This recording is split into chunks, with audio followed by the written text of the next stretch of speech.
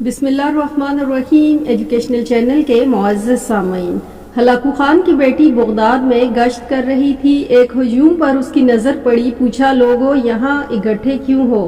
जवाब आया कि एक आलम के पास खड़े हैं। उसने आलम को अपने सामने पेश होने का हुक्म दिया।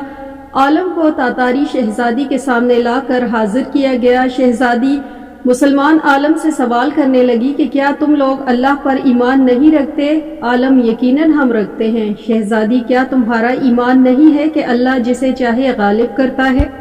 आलिम, यकीनन हमारा इस पर ईमान है। शहजादी, तो क्या अल्लाह ने आज हमें तुम लोगों पर गालिब नहीं कर दिया? आलिम, यकीनन कर दिया। शहजादी, तो क्या ये इस बात की दलील नहीं है कि खुदा हमें तुमसे ज्यादा चाहता है? आलिम, नहीं। शहजादी, कैसे? आलिम, तुमने कभी चरवाहे को देखा है? शहजादी, हाँ देखा है। आलिम, क्या इस रेवड़ के पीछे चरवाहे ने अपने कुछ कुत्ते रखे होते हैं? शहजादी, हाँ रखे होते हैं। अच्छा, तो अगर भेड़ें चरवाहे को छोड़कर किसी दूसरी तरफ निकल खड़ी हों और चरवाहे के सुनकर वापस आने को तैयार ही ना हो तो चरवाहा क्या करता है? शहजादी, वो उनके पीछे अपने कुत्ते दौड़ाता है ताकि वो इनको वापस इसकी कमान में ले आए।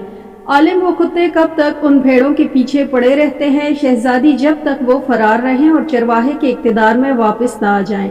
आलिम ने कहा कि तुम तातारी लोग जमीन में हम मुसलमानों के हक में खुदा के छोड़े हुए कुत्ते हो। जब तक हम खुदा के दर से भागे रहे और उसकी अतात और उसकी नहज पर नहीं आ जाएंगे, तब तक खुदा तुम्हें हमारे पीछे दौड़ाए रखेगा और हमारी गर्दनों पर मुसल्लत किए रखेगा। और जब हम खुदा के दर पर वापस आ जाएंगे, उस दिन तुम्हारा काम खत्म हो जाएगा। आज फिर वही हाल है कि आज कुत्ते हम पर मुसल्लत हैं, यहूदी, ईसाइयों, हिंदुओं की सूरत में, और जब तक हम वापस ना आ जाएं इस्लाम की तरफ, तब तक वो हम पर मुसल्लत रहेंगे।